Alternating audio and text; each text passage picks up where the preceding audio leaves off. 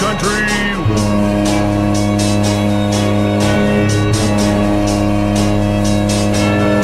Welcome to another episode of Let Us Be Heard.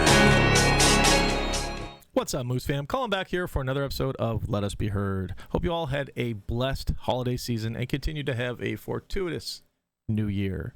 We have a great interview lineup for you folks today. But before we get into it, let's welcome in my friend and co-host, Dale Hubley. Dale, how you doing, sir? Colin, how we doing today, buddy? I want to start off by saying happy birthday, my friend. Today. Thank you, sir. Yes, sir. Yes, sir. We got a great one coming up here with BJ Wilson from Q104. We actually already did it. This is the intro after the fact. And I love doing these, Dale, because we have some insight into how the interview went. And, dude, like, I know I'm biased, but this interview's a friggin' banger. BJ was awesome. He was. Awesome. Yeah. What a pro. He's a radio guy, so it was just natural to Yep. sit down. It was like we were just having a conversation like a podcast should be. Yep, and he's got a couple special words for you, the fans. I'm going to put up as a short later on today as well. So be on the watch for that. So, without any further ado, Dale. BJ Wilson from Q104. BJ Wilson, how you doing, sir? I am good. How are you, pal? Not too bad, man. It's a real pleasure to have you on here, man. I get to watch you. I get a front seat to every one of your games. I sit right beside you there in section 14. I'm the idiot always yelling down at you. So it's really good to have you on, man. Yeah, absolutely. I always enjoy it. I know you're coming up from my left there. Oh, there's Colin. What's he got? What's he want? What's happening? Yeah. So everybody knows your energy when you step onto the ice. You do a real good job at the games with keeping the crowd entertained and such. Is that because you're a hockey fan at heart, or is this just a gig? No, I mean, I'm a hockey fan. Absolutely. I love sports of any kind pretty much as long as the contest is great and hard fought. And I mean, I will admit that generally I'm a real big playoff hockey fan. I can't get enough of NHL or Q League hockey in the playoffs, man. It's the best stuff to watch. But I unfortunately don't get to see a lot of the games. I'm out there a lot. When you see me, I'm out there, obviously, and I'm watching and I'm taking part. But a lot of the time you're talking to people who are coming up for contesting. You're trying to get from one side of the arena to the other side.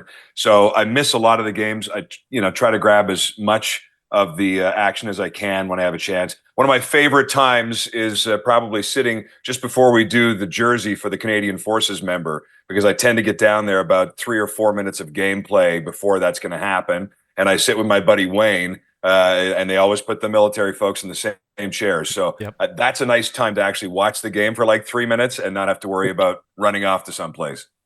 I couldn't do your job. Like I said, I am a hockey fan at heart, and I know there's some people who work at the games who, they come in, they're like, Peter Bayless comes, he does his thing, and then most times he jets, right? I couldn't do that because I need to stay and watch the game. I have big time fear of missing out. Right. Well, there's definitely nights because I'm generally done with about 6 or 7 minutes left in the game. Some nights, if I've got other stuff going on or it's been a long, late week and I get up incredibly early, then I will bolt as soon as I can. But if it's close, I certainly like to stay and see what's going to happen. Don't always stick around for an overtime, which is obviously always really exciting too. But it often has to do with the rest of my schedule in terms of being able to stay or not stay. Let's speak about the rest of your schedule real quick. How'd you get into radio in the first place? I was very lucky. I've always considered myself lucky that I've known what I wanted to do since I was probably 12 years of age, and thankfully was able to find a pathway to it. And so there's not really a straight answer to that question other than I have just always loved the craft, and I've always been so just really fortunate that I was able to do it. So, like hockey players, do you have a hero from back in your day, 12 years old, listening to the radio? Yeah, I do. There's now I grew up in Toronto, so some of the names maybe wouldn't be as familiar to this area, and I know that there's lots of guys that were a big deal in this area back when I was listening in the 80s, early 80s in particular. But like Tom Rivers and Mike Cooper, and even now like Tarzan Dan, who's on Across the Nation on the iHeart radio network. People like that I listened to growing up that were a big deal. Brother Jake, who started Q104 in 1983, is one of my all-time heroes. Really? Yeah. That's Yeah, I awesome. remember. Do you get to Yeah. bounce? Do you ever get to bounce ideas off these guys now that you're kind of on the same level as them? Do you get to talk to these guys and bounce ideas off them? Nah, through the course of my career, I've certainly connected with them, but for the most part now, they've kind of moved on. A lot of them have retired, or they're not with us anymore. So, So, BJ, it's Dale here. I got a question for you. So, since you got into radio, what's changed? How's radio changed in the time frame that you've been on the radio? Dale, radio has changed in so many ways and not changed in probably just as many ways. Radio still at heart is one of the greatest media connectors and communicators that there ever has been. The ability to only use language without pictures has always been something that I've been incredibly impressed with, that people who can really do it well are very impressive.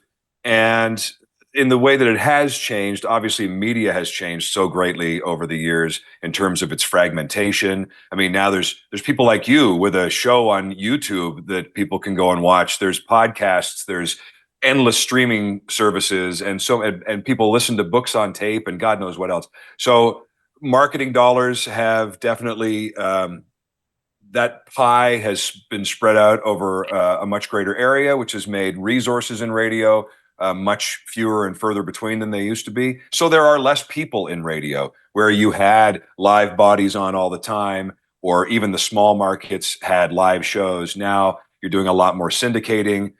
Fewer people are taking care of a larger audience and a larger time slot than they used to before. So that's changed a great deal.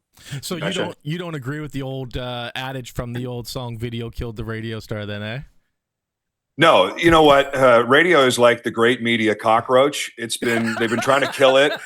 They've been trying to kill radio for decades. Whether it was going to be television, whether it was going to be video, whether it was going to be the internet, whether it was going to be satellite radio, all of these things were reportedly going to kill radio, and it's just never happened. Not going. I got to be honest. I still love radio. I will still put the radio on, and when I get in my vehicle, I'll listen to the radio before I listen to anything else.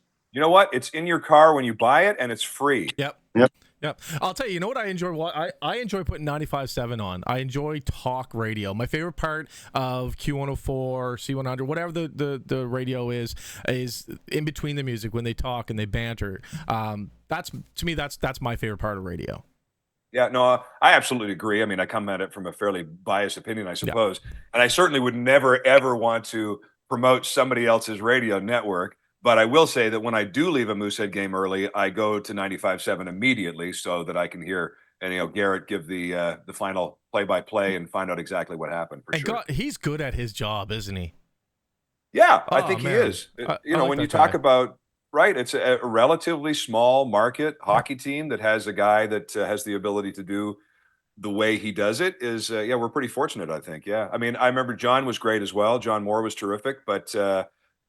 I mean, they have two different styles without question, but I really like Garrett. He sounds great. 100%. So now you do all the intermission games. You do what is it, 2 or 3 a night sometimes with the minute to win and all that stuff. What's been your favorite intermission game so far that you've gotten to host, whether it's years ago or present? Well, I mean, the last 2 years, the wiener dog races have been an awful lot of fun to watch. I thought that was a really good idea that they brought that in. But honestly, I think my favorite is on like DND Appreciation Night, when we have Army, Navy, and Air Force go against each other in the shoot to the center. I always love that shootout anyway. I think it's a fun intermission game. It gives everybody someone to root for, and the crowd seems to get into it. But when it's the military in this town, I really love that one. Military and hockey, that's what Halifax based on, for sure. Absolutely. So then, BJ, what would be your favorite fan moment in all the years that you've been coming here? Was there like any one specific moment that maybe brought you to almost tears, or when you mentioned that, certainly some of my favorites are when we've had kids in who are battling cancer, and we get to introduce them to Moose Country, and just to feel the support of the people. That's really special, very electric, and very kind of emotional. And so you certainly feel that, without question. But I love it when, on the other side of things, talk about exciting, I love it when a contestant is doing like the shootout for cash, and they're down to their last shot and they've been missing the net and they've decided to take it all the way to the far goal line and they put it in. I mean, that's awesome. I love it when there's on minor hockey night when we do the relay race with the minor hockey team. Yeah. And when those two goalies are coming down at the same time and they are stride for stride and, that's fantastic. I mean, it's just, I love the way it turns the crowd on, It was really funny there. I think it was this week when you guys were doing the, find the money bag. I don't know what the game's called, but that guy could not buy a hint. Well, that's Hal, right? Hal can be a real arsehole at times. And, for him to put the bag of cash inside the net, that was just unfair. I love Hal. Hal's another one that brings a lot to the game, man. I'm not sure what the plans with Mack is, but Hal's definitely out there giving it his all with the fans, man. I love it.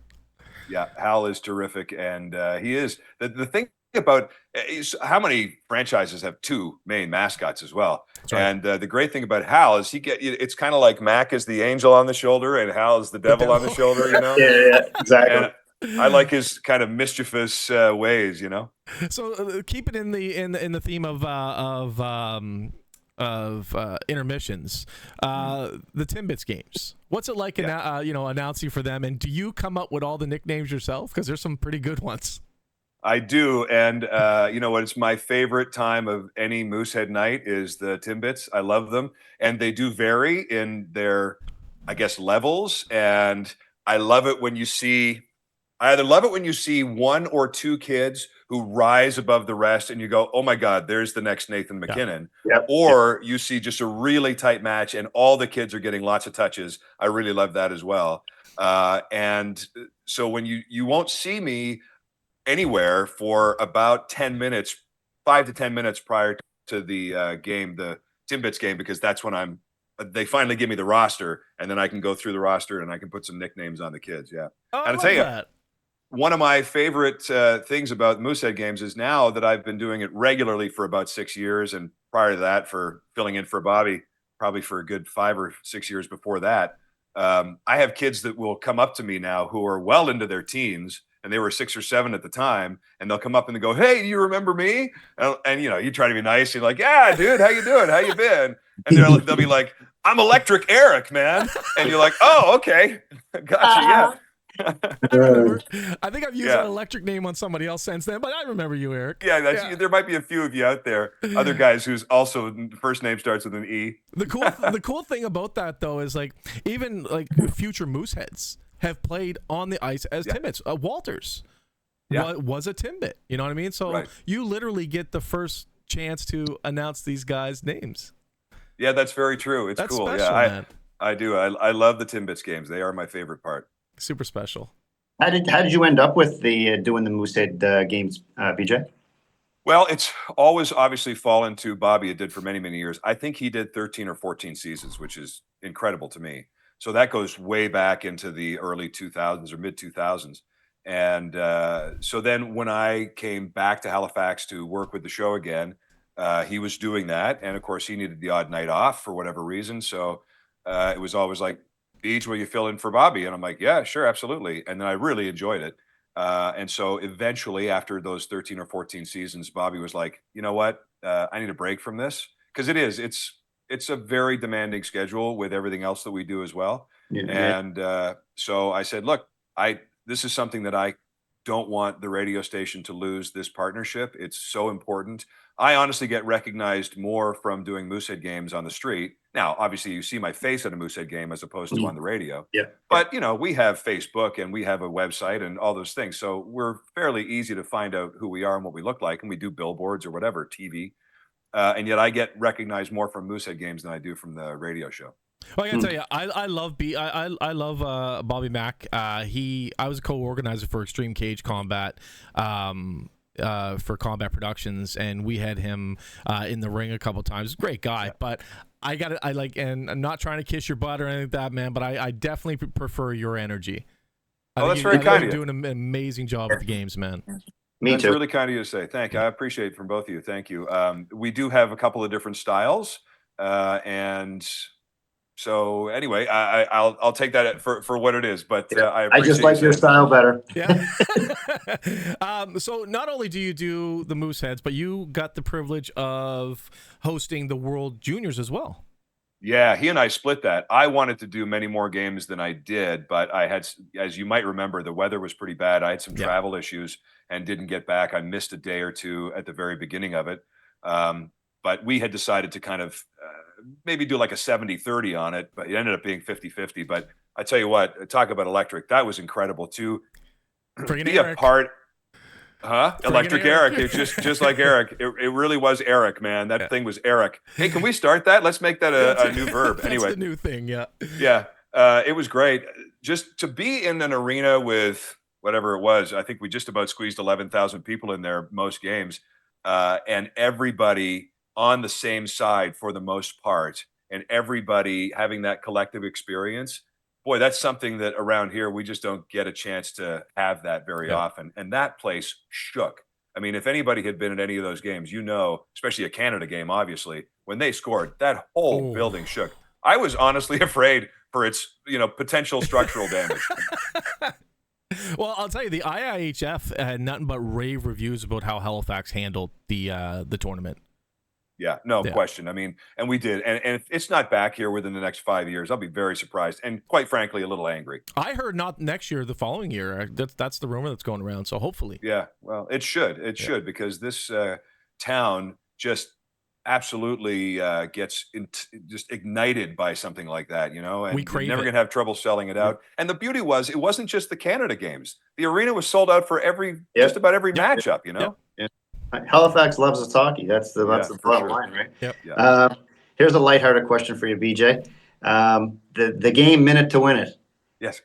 Okay. I know the answer to how I feel. Are you getting frustrated that nobody's won that yet?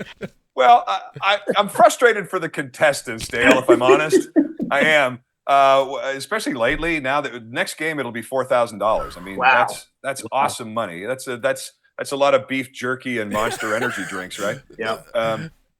It's only been won the one time, correct? It's been won twice. It was won at about $300 or something like that. And that was the first time it was won, and it was won for not very much money. And I thought, oh my God, this is actually going to work. Like, people are actually going to win this. Womp womp. Yeah, I didn't think it was ever going to work, and then I did see. I think that wasn't the second time, just under $1,000. Yeah, it was like $800 or $900. Yeah. And I'm like, okay, all right, maybe we're onto something here. We're going to get some good jackpots, but it's going to get one. And now here we are, 39. It'll be 40 games in that they haven't scored. But when you think about, okay, so I'm frustrated for the contestants, because let's all be honest, this is not the best year to be playing minute to win it. No. And when you think about a 60-minute hockey game, if the Mooseheads are scoring 1 or 2 or maybe 3 goals, the chances of any of those goals being in that minute are pretty slim. Yeah, I agree. So let's get some secrets from you here. How does one get chosen for these games? You know what? I'm glad you asked, because people asked me throughout the night at the arena. I'm always getting, pulled aside, bothered, shoulder tapped on, whatever. How do I get to play one of the games? And I can honestly say, I don't make that decision. They keep it out of my hands, and I like it that way. Our promo team, the ones in the red outfits now, they're the ones that go around and find the people to play the contests. That way, I don't have to be responsible. Now, I got one more question about one of those games. It was Deal or No Deal. Yeah. It was a recent one where it was $200 or the red curtain. And the red curtain ended up being a signed Nathan MacKinnon jersey. Yes, so it did, yes. I was yelling at them, take the curtain, take the curtain. And my wife looks at me, she goes, it wouldn't have been the Nathan MacKinnon jersey if they would have picked the curtain. It would have been Noodles. And I'm like, I don't think so. So now that I have you on, do you know anything about that? I have to leave it in the hands again of the promo team and Ryan, who is my boss at the games. And so once again, I have to plead the fifth. Or at least ignorance, because I leave it to them, and he just tells me it's the $200 or it's the curtain. All right, awesome, and I'll just administer the game, and we'll see what happens. So if they're making a switcheroo in the background, then I don't want to know about it. Another guy that I can't say enough good things about, Ryan McDonald. He's the game day production manager, and he is absolutely incredible at his job. Yeah, and that's been I've been, like I say, involved now doing it for, I want to say 12 or 13, maybe 14 years on and off. and that's been kind of a revolving door of people, that position. And He's here for and I 5 years now.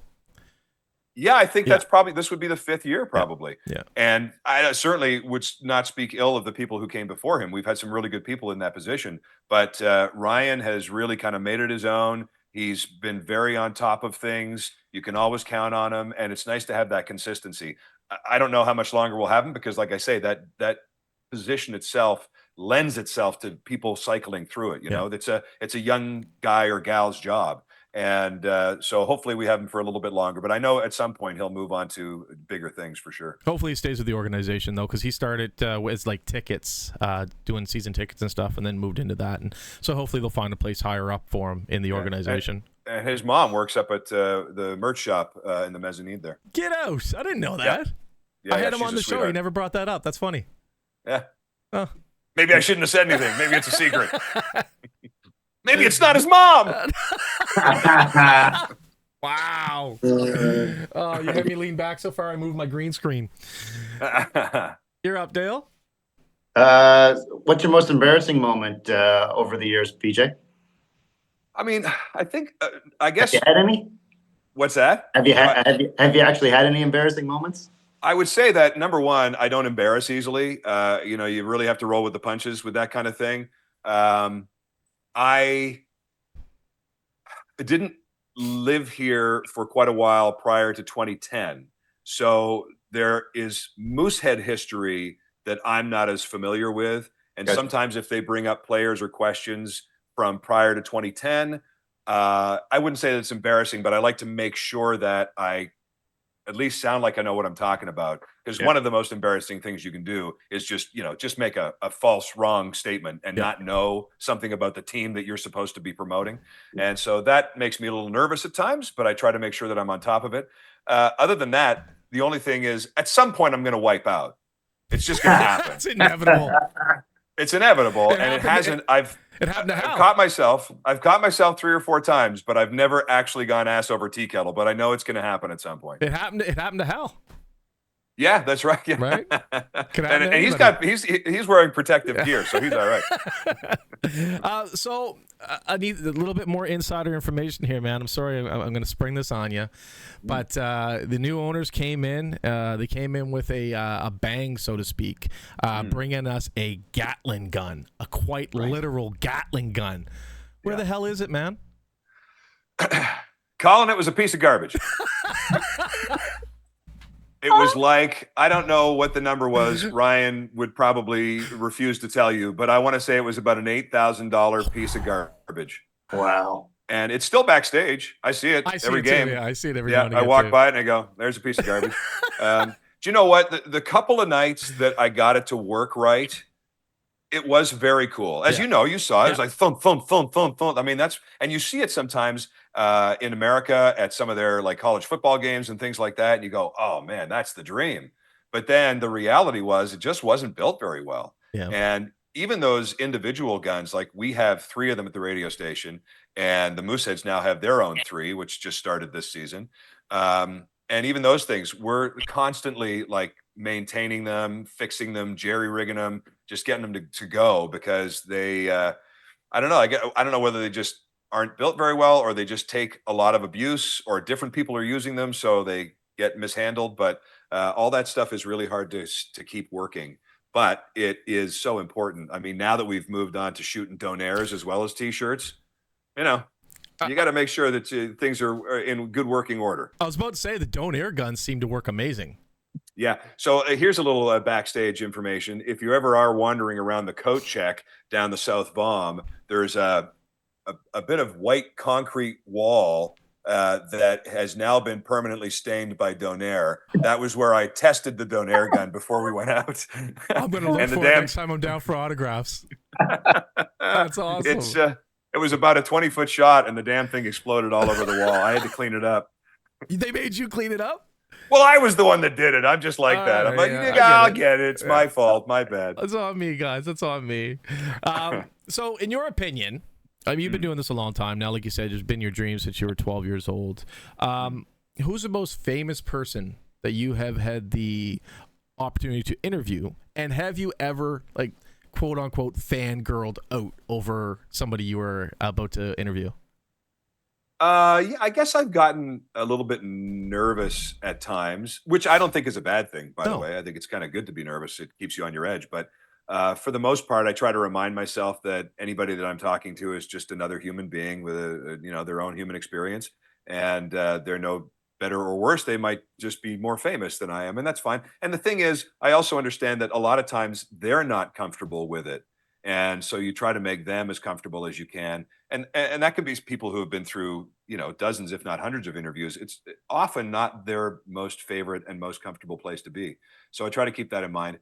I mean, I guess the most famous people, pretty much the who's who of Canadian rock, and that goes like Avril Lavigne, Shania Twain, Oh, Nickelback, like all Avril. those people, right? Yeah, Avril's a sweetheart. Is she actually? She was, but Oh, I will love tell that. you that when I first interviewed Avril, I guess the only time I actually interviewed Avril, she was early in the game. Like Complicated had just hit the charts and she was going kind of stratospheric. And she was really, really quite nice and humble and quite quiet. I think she moved on to being a little more salty than that. And I would have liked to have experienced that. But then I kind of got more into the rock stream than I did the pop stream. So we never really crossed paths again. But and one of the weirdest interviews that I did when I was on the pop scene, I think I was in Edmonton at the time. I interviewed 50 Cent. Oh, that's awesome. Yeah, that was pretty cool. But he was like still 50 Cent, the rapper and the gangsta, not the actor yet. Yeah, And not the so he was entrepreneur. Yeah. no, he was really, I think, wanting to play that persona and that part. And we met in this hotel room, and it was all very like, I don't know, you big guys at the door. Were you and the scared, whole BJ? thing. Were you scared? I was a little nervous, like Intimidated. it's kind of a little intimidated, but it was at the same time, it was just the scene. It was the picture he was trying to paint. Yeah. And it worked well. It was good. It was fun. I Nice love guy, that. actually. I absolutely Curtis. love that.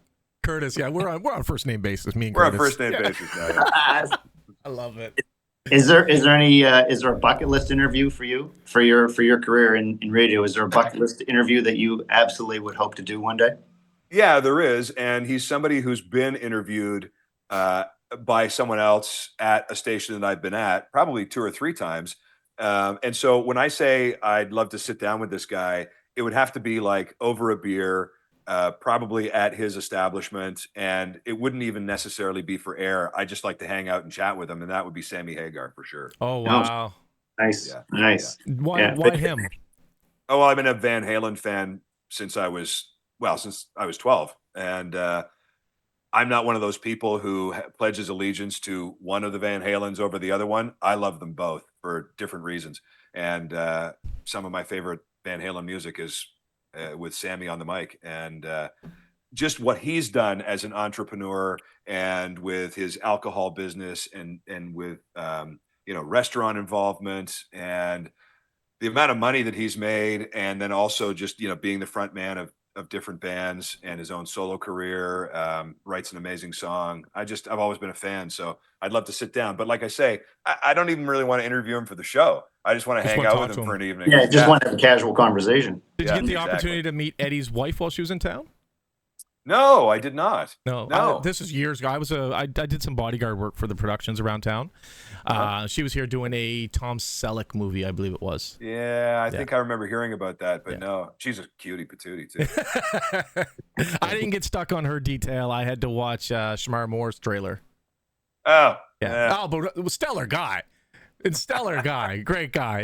It sucks now that I found out my wife has a bit of a crush on him, but man, it is what it is, man. Well, I hope you were watching that trailer closely. Yeah.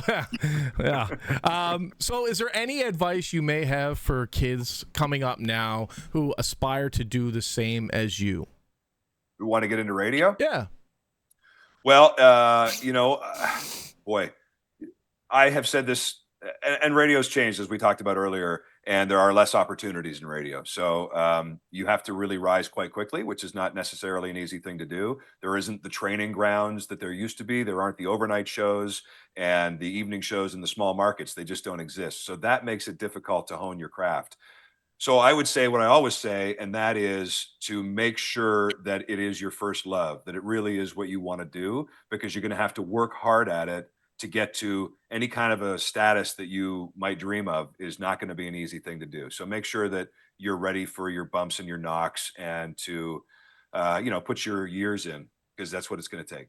Wise words, man. Wise words. Listen, BJ, I'm all out of questions for you, man. I very much appreciate all your time you've given up for us today.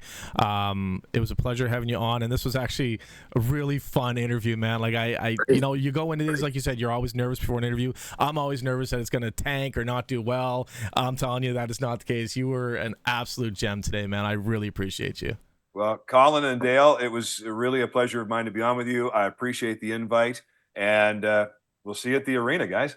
For sure, buddy. For sure. That was BJ Wilson. Hope you're all healthy, safe, and happy out there. And as always, go Moose, go.